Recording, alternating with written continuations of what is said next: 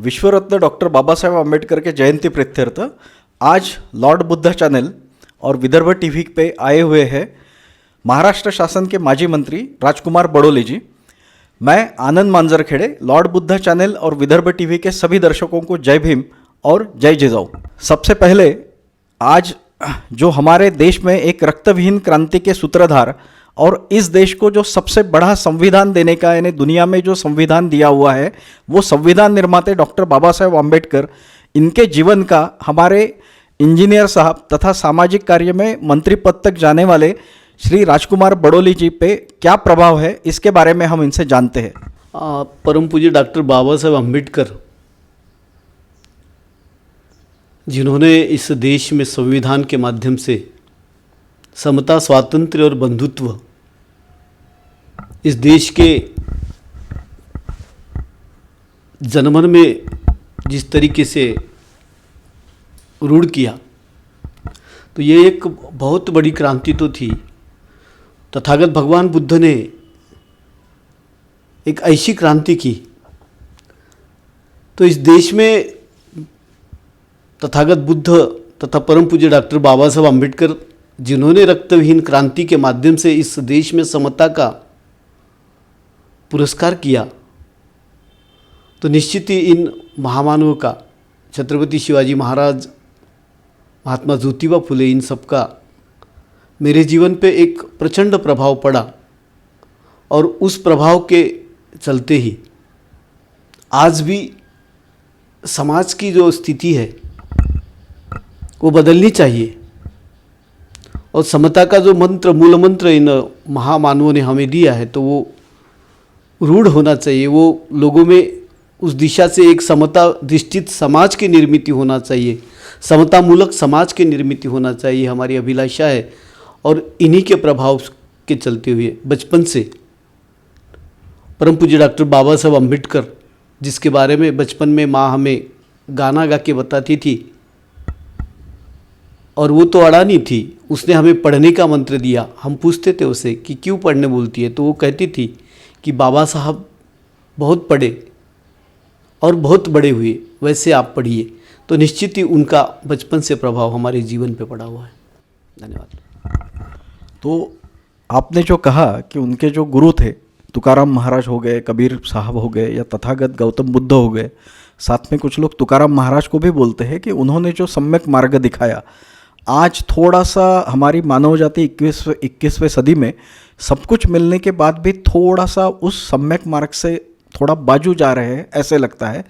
उस पर मैं आपकी महामानव आम्बेडकर साहब के जयंती के निमित्त आपकी एक टिप्पणी चाहूँगा। इस देश में जो परिस्थिति थी, हजारों सालों से परंपराएं और जाति वर्णवादी समाज व्यवस्था, इस पे सबसे पहला आघात अगर किसी ने किया होगा तो तथागत भगवान बुद्ध ने किया।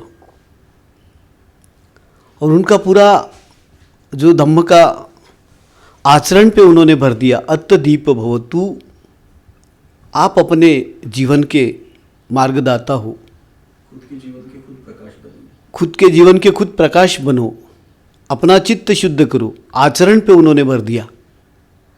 और उन्होंने ब्राह्मण की परिभाषा अगर उनकी देखें तो जिनका चित्त शुद्ध है, जिनका मन शुद्ध है, जिनका कर्म शुद्ध है, जिन्होंने सुसंस्कार से जिनका जीवन है, उनको उन्होंने ब्राह्मण कहा।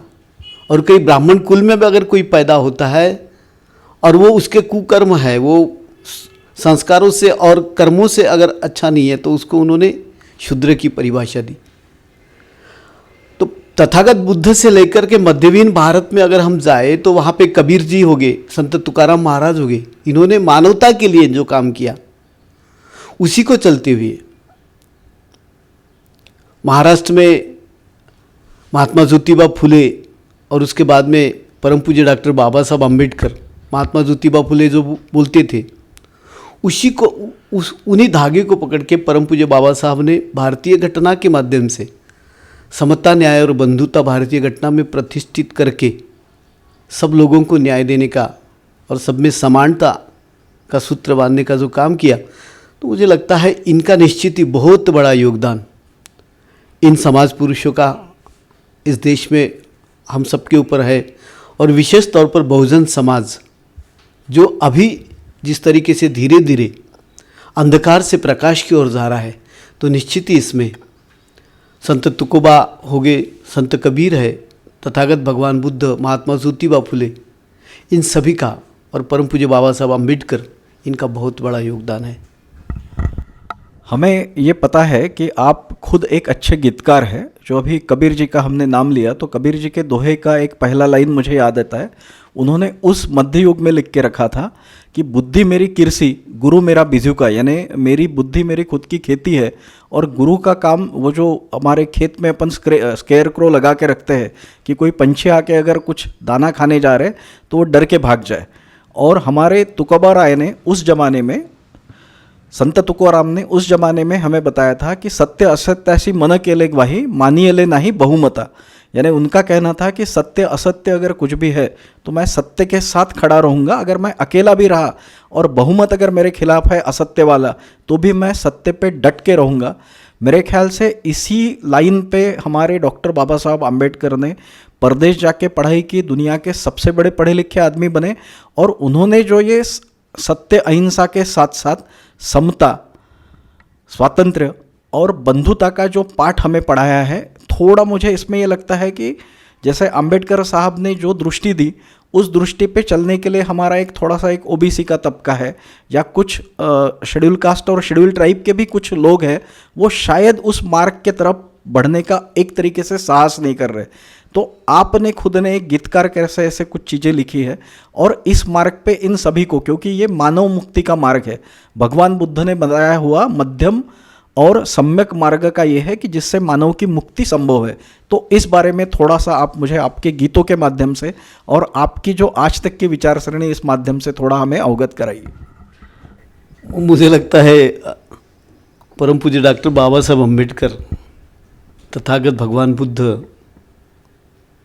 संत कबीर, संत रविदास, अभी राष्ट्र संत तुकडोजी महाराज, इन सभी का भारतीय समाज व्यवस्था के जो मिडल जो क्लास के लोग हैं इनके ऊपर बहुत बड़ा प्रभाव है।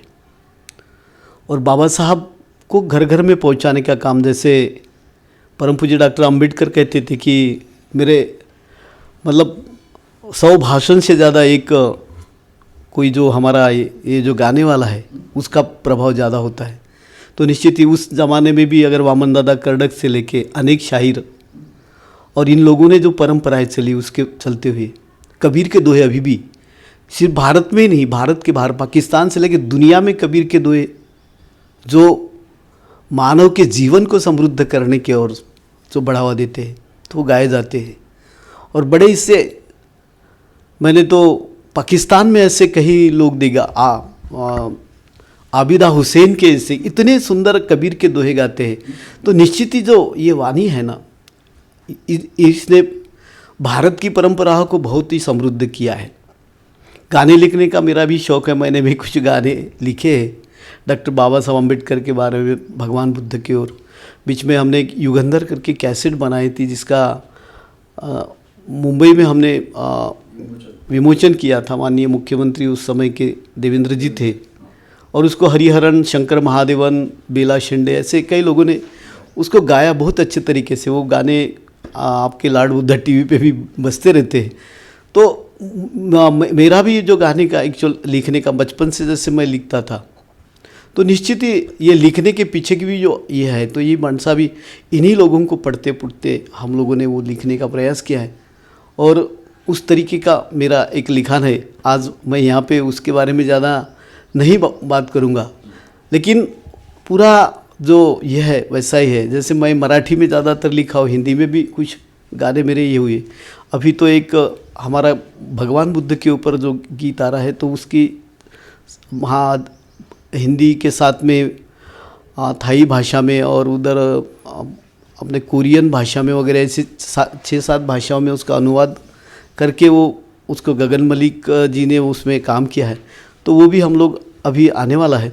तो ये गाने इसकी जो बातें हैं एक्चुअल, ये जो वाणी है, ये भगवान बुद्ध ने जो बताई है, अष्टांग मार्ग होगा या पंचशील का मार्ग है, तो इसी के ऊपर चलते हुए हमने वो लिखने का प्रयास किया हुआ है।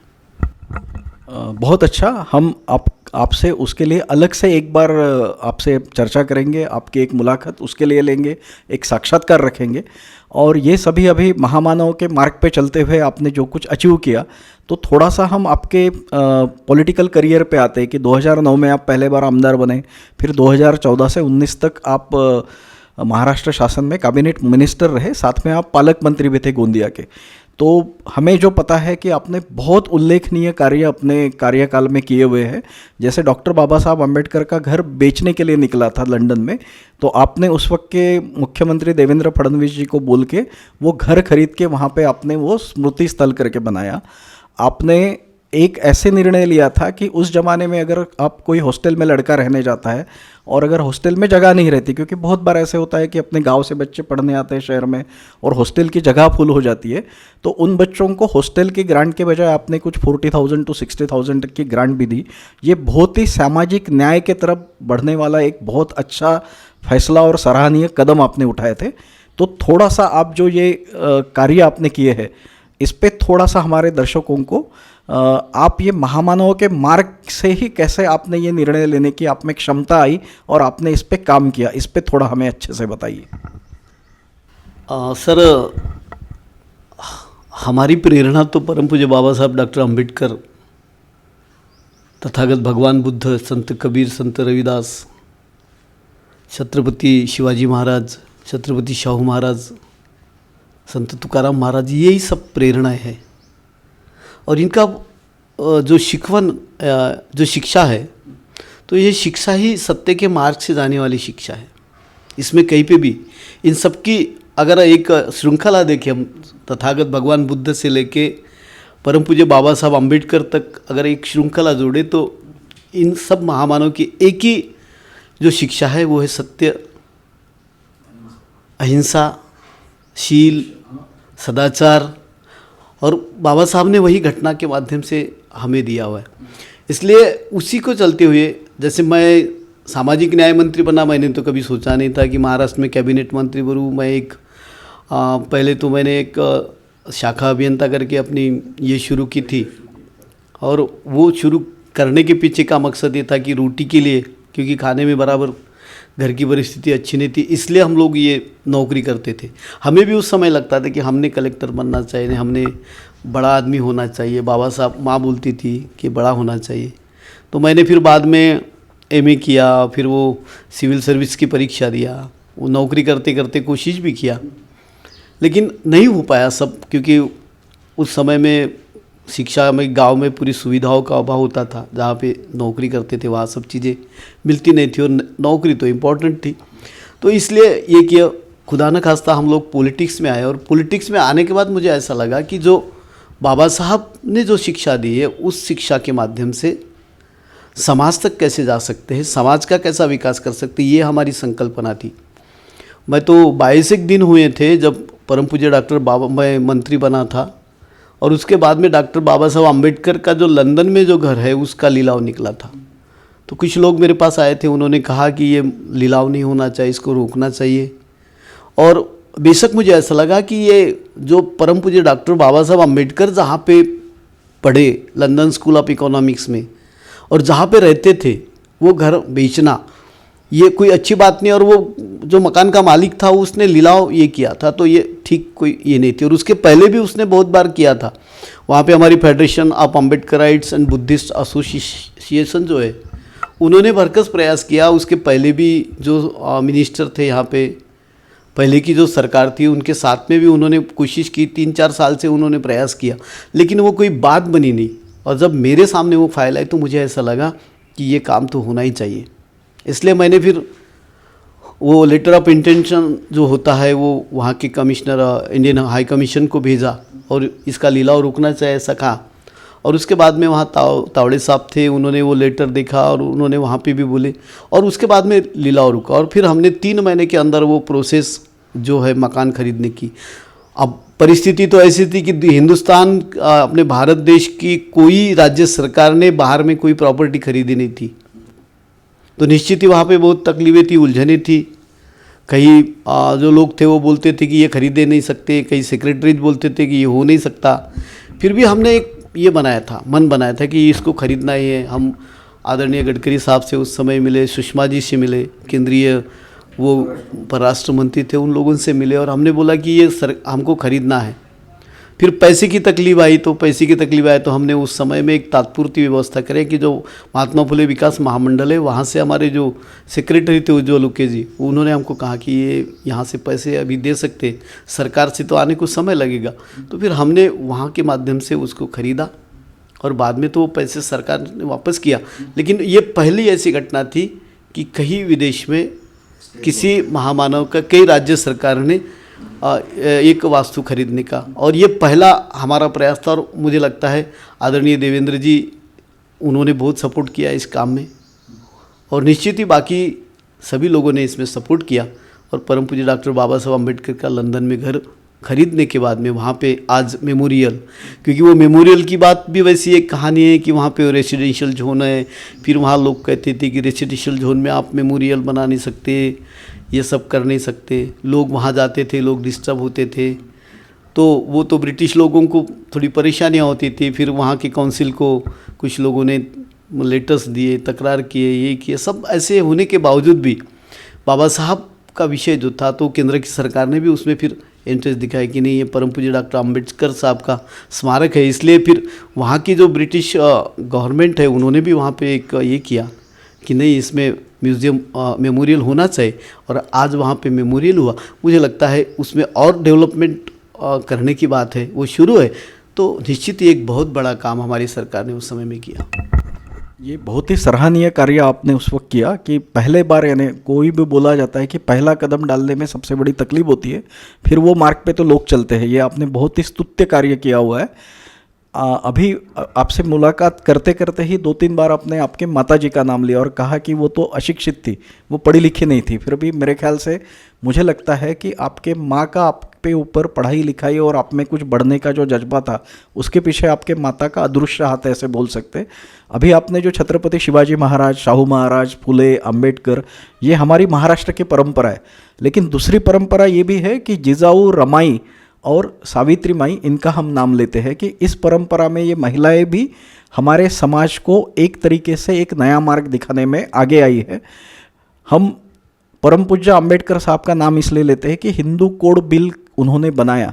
इस देश की 50% महिलाओं को, यानी देश का अगर हम 100% निकालें तो ऑब्वियसली 48-49% महिलाएं रहेंगी।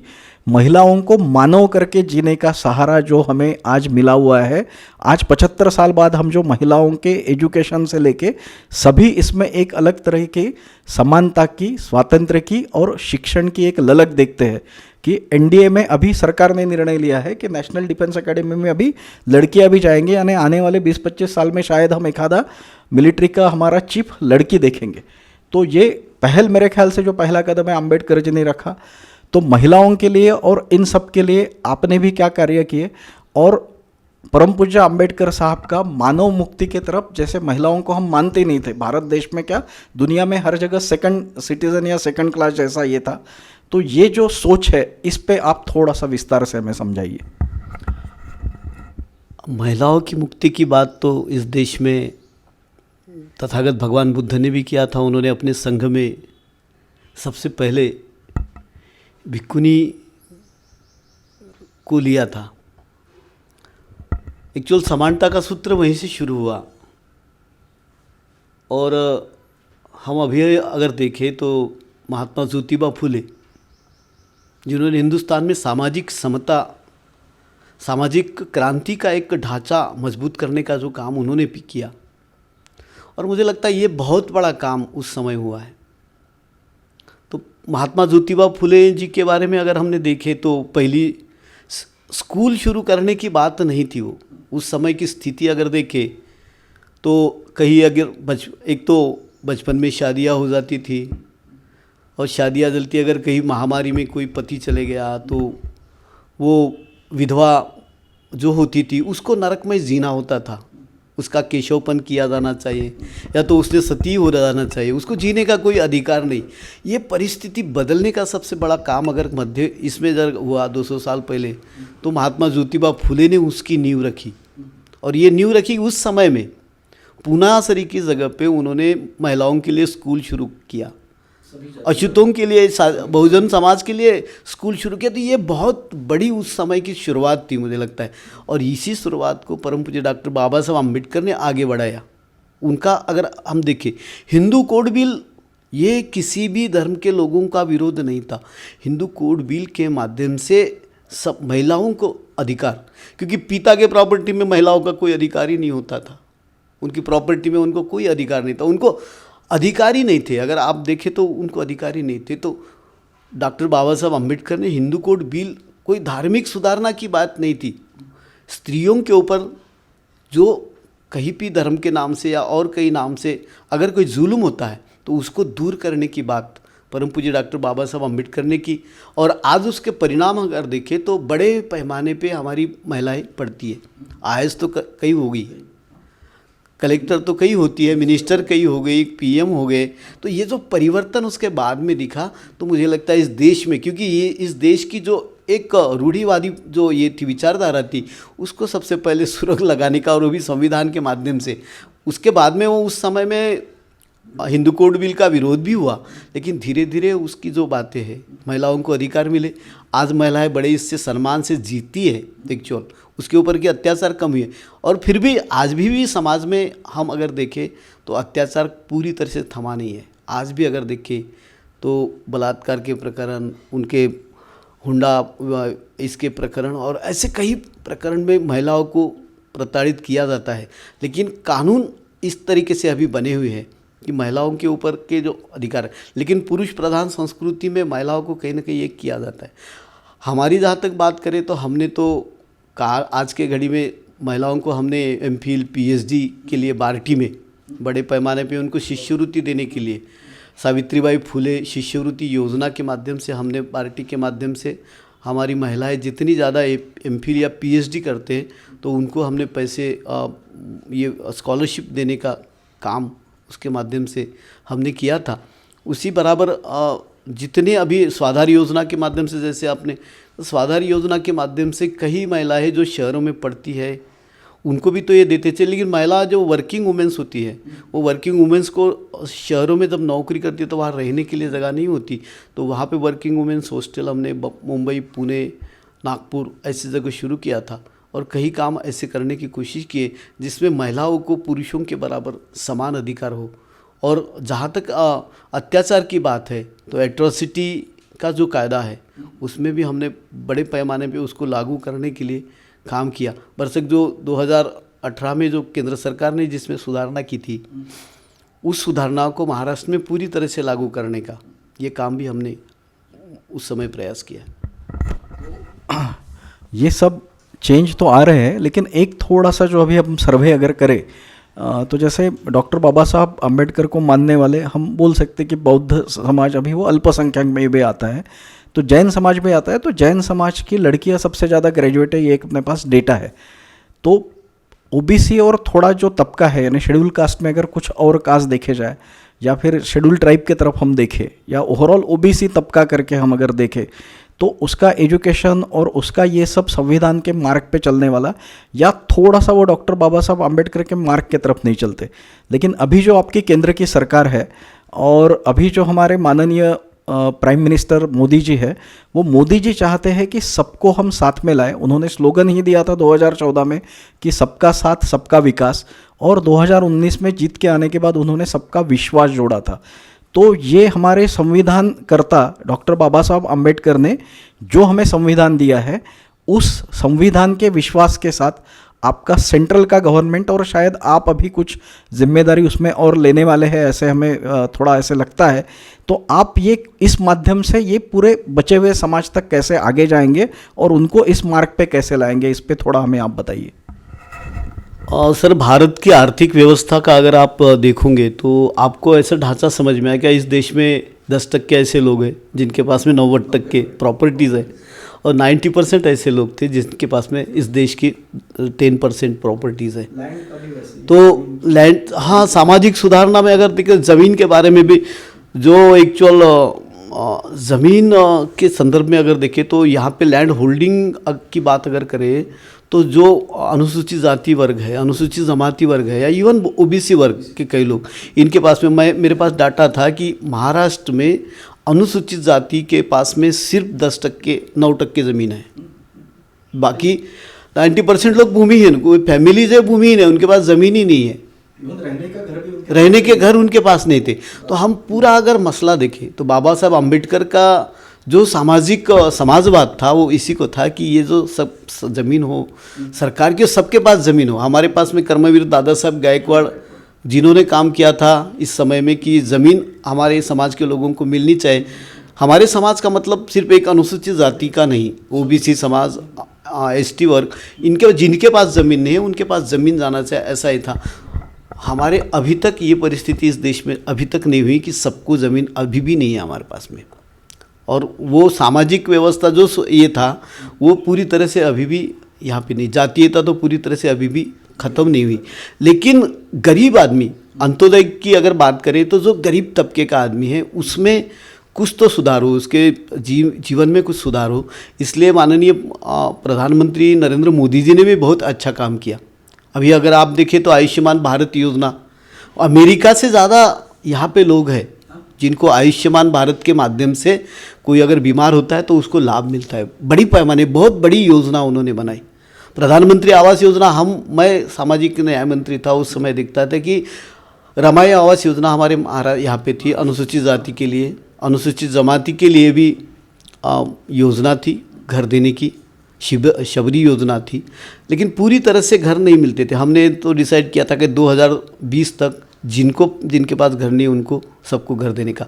माननीय प्रधानमंत्री जी ने ऐसा किया, 2022 तक इस देश के सभी बेघर लोगों को घर देने का बहुत बड़ा काम है। और आज हम अगर कहीं गांव में जाते हैं तो वहाँ पे जो झोपड़ियों के जगह उनके स्लैब के जो मकान दिखते हैं, हम पूछते हैं कि ये मकान कैसे बना है, तो बोलते हैं जी हमको तो प्रधानमंत्री आवास योजना मिली। तो ये एक बहुत बड़ा इस तरीके का अभी जैसी योजना है, हर घर नल से जल, अभी तक पीने का अभी तक पीने का शुद्ध पानी हमारे इस 70 साल में अगर हमारे गांव के लोगों को मिलता नहीं होगा तो हम कैसे स्वतंत्र हो गए, इसका विचार तो हमको करना पड़ेगा। अब हर घर नल से जल जो योजना प्रधानमंत्री जी ने बनाई, शुद्ध पीने का पानी हर घर तक जाना चाहिए, हर घर में नल होना चाहिए, तो ये निश्चित ही सराहनीय योजना है। हम कोरोना के टीकाकरण के, भारत की परिस्थिति ऐसी थी कि सबको टीकाकरण करने की बहुत बड़ी बात इस देश में हुई। राष्ट्रीय पोषण आहार के माध्यम से बहुत लोगों को, अभी तो 80 करोड़ लोगों तक मुफ्त अनाज पहुंचाना, ये बहुत बड़ी योजना है एक्चुअल। तो अगर हम देखें स्वच्छ भारत मिशन के माध्यम से गांव-गांव बड़े अच्छे स्वच्छ, हर घर में अभी शौचालय बना हुआ है। तो अगर हम एक एक योजना देखें तो निश्चित ही मोदी जी का जो प्रयास था तो वो था कि इस देश की जो सुधारना है, गांव से लेके यहाँ का जो गरीब तबके का आदमी है उसमें सुधारना हो, और वो कहीं पे भी वो उसका जीवन यापन अच्छे से हो, ये उनका एक विचारधारा थी। और हम अगर सोचें तो ये सब लोग कौन है जिनको इन योजना का फ़ायदा मिला? ये मैक्सिमम जो लोग हैं ये ओबीसी के लोग हैं, ये अनुसूचित जाति के लोग हैं, ये अनुसूचित जमाती के हैं, ये गरीब लोग हैं जिनको पीढ़ियों से, सदियों से, जिनको कहीं ना कहीं जिनका शोषण किया गया, ऐसे शोषित समाज के लिए ये काम हो रहा है ऐसा मुझे लगता है। और निश्चित ही एक बदलाव अभी गाँवों में भी आ रहा है, शहरों में भी एक बदल हो रहा है। तो ये तो हमने नेशनल लेवल की बात की और ओवरऑल थी। मुझे थोड़ा सा आपको आपके मतदार संघ की तरफ मोड़ना है, क्योंकि आपने जो तरीके से वहाँ 10 साल में काम किया हुआ है, तो वो अर्जुनी मोरगांव वाला जो एरिया है उसका एक अलग लेवल पे आपने डेवलपमेंट मॉडल अपने हिसाब से सोचा था। आप खुद इंजीनियर है। हमने एक देखा है कि जैसे हमारा ये नागपुर है तो यहाँ दीक्षा भूमि है, पूरे लोग यहाँ आते हैं, चंद्रपुर जाते हैं। कामठी में ड्रैगन पैलेस करके बना है। हम अभी जहाँ मुलाकात ले रहे हैं, आपने बाजू में मुझे बताया कि ये जो बुद्ध मूर्ति है, भगवान बुद्ध की मूर्ति, ये चाइना से आपने लाए हैं। तो हमारे भगवान बुद्ध 81 साल के उम्र तक सिर्फ चलते रहे, यानी चल चल के उन्होंने हर जगह लोगों को चेताया, लोगों की पाली भाषा में उन्होंने बात की। उस वक्त जो महावीर भी थे उन्होंने भी अर्धमागधी में लोगों से बात की। तो ये भाषा, साथ में ये विकास, साथ में ये चलना, इसमें से उन्होंने अचीव किया। तो ये ऐसा एक आधा, यानी जैसे अपन सर्किट बोलेंगे कि जैसे पर्यटन सर्किट होता है कि लोग धार्मिक पर्यटन जाते हैं, महाराष्ट्र में शेगांव जाएंगे, वहाँ से फिर शिरडी जाएंगे, अगर वाराणसी गए तो वहाँ से फिर आगे उत्तराखंड जाते हैं, चार धाम जाते हैं। तो क्या हमारा ये दीक्षा भूमि को सेंट्रल पॉइंट मान के, और जैसे जहाँ जहाँ ये ऐसे पर्यटन स्थल है, वो पर्यटन स्थल का ऐसे कुछ सर्किट बनाने का या बौद्ध पर्यटन स्थल करके ऐसे कुछ करने का आपके मन में कोई विचार है? नहीं, जब सामाजिक न्याय मंत्री था तब उस समय मैंने कुछ महाराष्ट्र के कुछ जो स्थल है उन सभी स्थलों को एक विशेष निधि देके उसका डेवलपमेंट करने का काम हमने हाथ में लिया था, जिसमें महाराष्ट्र में 28 स्थलों को हमने सिलेक्ट किया था और वो बाद में उसकी 35 यादी हो गई थी। तो जिसमें 35 में हमने टोटल करीबन आंबेडवे जो मूल गांव था परम पूज्य डॉक्टर बाबा साहब अम्बेडकर का, वो मंडनगढ़ जहाँ पे हमारी माता रमाई जी का मायका था। तो ऐसी सभी जगह, फिर चैत्य भूमि, वहाँ पे तो इंदू मिल में बहुत बड़ा स्मारक ही बन रहा है, 400 फीट की अभी वहाँ पे ये हो रही है। उसका भी वन मैन समिति का मुझे देवेंद्र जी ने अध्यक्ष बनाया था, तो मैंने वो भी एक काम 709 कोटी रुपए का एक बड़ा काम हमने हाथ में लिया। तो वैसे ही नागपुर में भी अगर देखेंगे तो ये सिर्फ यहाँ पुरता मर्यादित नहीं था। इवन जहाँ भिडेवाड़ा जो है जहाँ पे महात्मा ज्योतिबा फुले जी ने पहली स्कूल शुरू किया था, उसको भी हमने 2 करोड़ रुपए देने का ये किया था। तो ऐसे सभी जगह अपने साहित्य सम्राट अन्नाभाऊ साठे, इनका जो वाटेगांव है, वाटेगांव में भी पूरी तरह से डेवलपमेंट नहीं हुआ था, तो वहाँ पे भी हमने निधि देने का काम किया था। उस्मानाबाद ज़िले में जो परम पूज्य डॉक्टर बाबा साहब अम्बेडकर एक बार बैलगाड़ी से गए थे, वो बैलगाड़ी वो स्कूल में अभी भी रखी हुई है, उसका डेवलपमेंट करने के लिए। तो ऐसी कई जगह जहाँ भी कहीं ये है डॉक्टर बाबा साहब अम्बेडकर इनके जीवन कार्य से निगड़ित जितनी सारी जगह है उन सबका विकास करने का काम हमने वहाँ पे किया था। और उसी के बराबर नागपुर में दीक्षा भूमि को 100 करोड़ रुपए हमने, जिसमें से 40 करोड़ रुपए उस समय हमने दिया था। उसका डेवलपमेंट प्लान पूरी तरह से बनना चाहिए, हमारा प्रयास था। ड्रैगन पैलेस में हमने पैसे दिया था। उसी तरह के परम पूज्य डॉक्टर बाबा साहब अम्बेडकर के चिचोली में जो उनके कई वस्तुएं रखी है, तो वहाँ पे भी 40 करोड़ रुपए हमने देखे, उसका भी डेवलपमेंट करने का काम किया था। इसके पीछे की सिर्फ मंशा थी क्या लोग बड़े भाव भक्ति से आते, वो प्रेरणा ले, इन सभी स्थलों से प्रेरणा ले और आगे अपने जीवन में वो कोशिश करें कि हम इन महामानवों के पदचिन्हों पे जाने की कोशिश करें।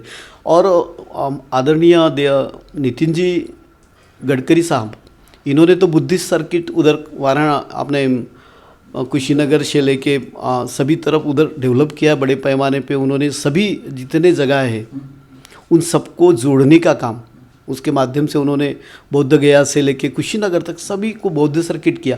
ऐसा ही बौद्ध सर्किट यहाँ पे भी हो, महाराष्ट्र में होना चाहिए, ये हमारी इच्छा थी। हमने उनसे भी बात किए थे और वो अभी भी तैयार है कि ये सब चीज़ें हम यहाँ करते हैं। और निश्चित ही भविष्य में ये सभी स्थलों का जो हमारे मननीय पूजनीय जो है इन महापुरुषों के स्थलों का विकास, मैंने तो संत चोखोबा इनका जो गांव है मेवना राजा, वहाँ पे भी हमने निधि दिया था। वहाँ तो कुछ भी नहीं था, वहाँ सब पड़ा हुआ था, तो वो सब डेवलपमेंट करने का काम वहाँ पे भी हमने निधि दिया। तो सिर्फ निधि देने के पीछे का सिर्फ मकसद ये था कि ये सभी जगह स्थल है, ये तीर्थस्थल ही ना हो तो ये प्रेरणा स्थल हो, शिक्षा स्थल हो। हमारी एक योजना, हम लोग सोचते थे कि जहाँ जहाँ विहार है वहाँ वहाँ वाचनालय बनना चाहिए, विहार तिथे वाचनालय। हालांकि सब चीज़ें हम ये नहीं कर पाए, लेकिन कुछ हमारा एक प्रयास था। इसके पीछे की प्रेरणा ये थी कि एक बाबा साहब का जो विचार है ये गांव तक जाना चाहिए, और उस दिशा से हमने ये सब काम करने की कोशिश किया। लेकिन ये सब काम अभी तक पूरे नहीं हुए, अभी भी इसमें बहुत सारा ये है। अभी भी अगर आप जाओगे तो कहीं ऐसी लेनियाँ है जो पड़ी इसमें है, कई जगह पे अतिक्रमण हुआ है। ये सब पुरातत्व, हाँ, ये हमारी पुरानी जितनी धरोहर है इसको कहीं तभी बचाने का काम सरकार के माध्यम से होना चाहिए, ऐसा हमारा प्रयास रहा। और निश्चित ही हमारी सरकार उस दिशा में काम करेगी। आपने अभी जो ये धरोहर की बात की, तो ये धरोहर उस जमाने के हमारे सामाजिक व्यक्तिमत्व को दर्शाती है कि हम लोग ऐसे चीज़ों का निर्माण करते थे। हम जब परम पूज्य डॉक्टर बाबा साहब आम्बेडकर के पढ़ाई की, उनके समाज को बाहर निकालने की बात करते हैं, तो उसके साथ हमने देखा है कि वो वायलिन बजाना भी सीखे थे। तो ऐसी चीज़ जो रिक्रिएशन की रहती है, जैसे साहब आप इंजीनियर हैं, आप साथ में सामाजिक के साथ साथ राजकीय क्षेत्र में हैं, लेकिन आप गीत भी लिखते हैं। तो मुझे लगता है कि समाज में जब समाज डेवलपमेंट की तरफ जाता है तो ऐसी छोटी छोटी चीज़ों को सीख के और उस पे से कुछ नया करने का सोच के अपन आगे बढ़ते हैं। तो इस पे मैं आपका मत जानना चाहता हूँ। बड़ा अच्छा क्वेश्चन है आपका। कैसा होता है, हम लोग, आप हो, मैं हूँ, हम सबका व्यक्तित्व एक अलग इससे ये बना रहता है। निश्चित ही नहीं, मैं पॉलिटिक्स में हूँ तो मैं पूरी तरह से तो पॉलिटिशियन हूँ नहीं। एक्चुअल बाबा साहब का जो विचार था वो पूरी तरह से पॉलिटिशियन करके नहीं थे।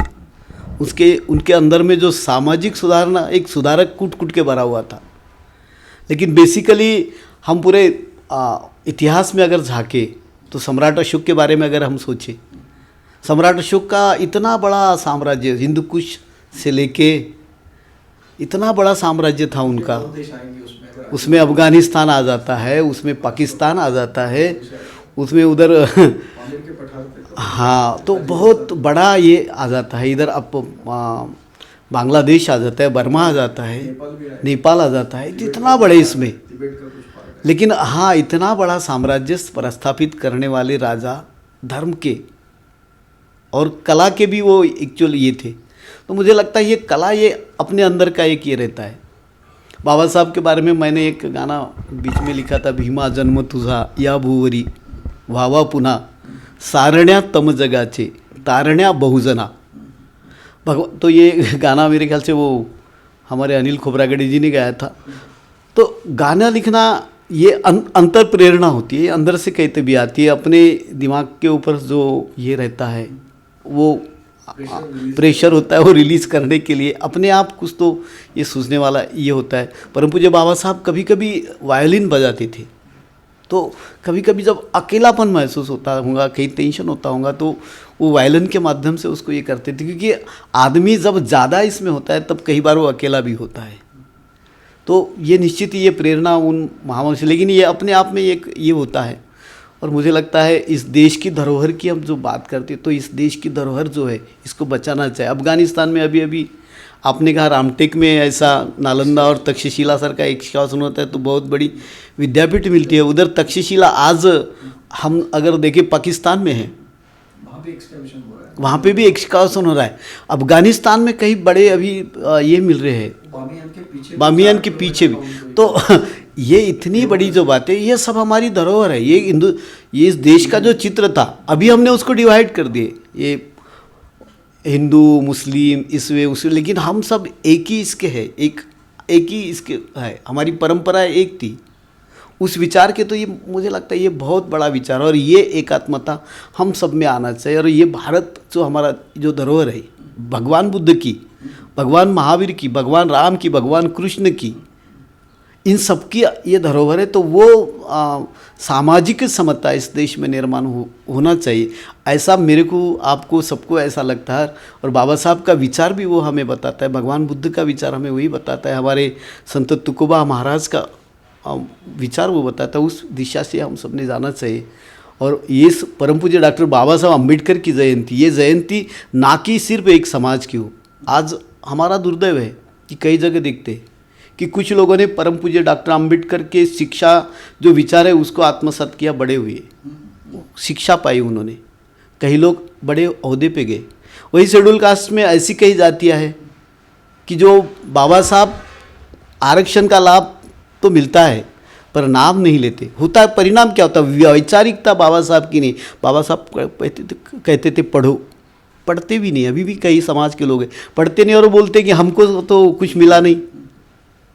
पढ़ना चाहिए, उसके लिए स्कूल में जाना चाहिए। अभी भी ऐसा कहीं समाज का तबका है। तो मुझे लगता है ये विचार जो है, ये विचार ही हमको समृद्ध बना सकता है, ये हमको आगे लेके जा सकता है, ऐसा मुझे लगता है। और निश्चित ही बाबा साहब की जयंती ये ना कि एक समाज की हो, बल्कि इस देश के जो भी दुखी हो, जो पीड़ित हो, जो शोषित हो, इन सभी लोगों ने परम पूज्य बाबा साहब के विचार पे जाना चाहिए, ऐसा मुझे लगता है।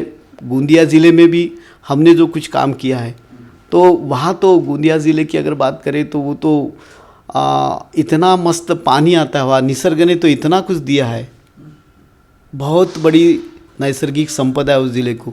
लेकिन उस ज़िले का दुर्दैव ऐसा रहा कि उसकी तरफ किसी ने ध्यान नहीं दिया। वहाँ का जो पर्यटन का डेवलप होना चाहिए वो नहीं हुआ।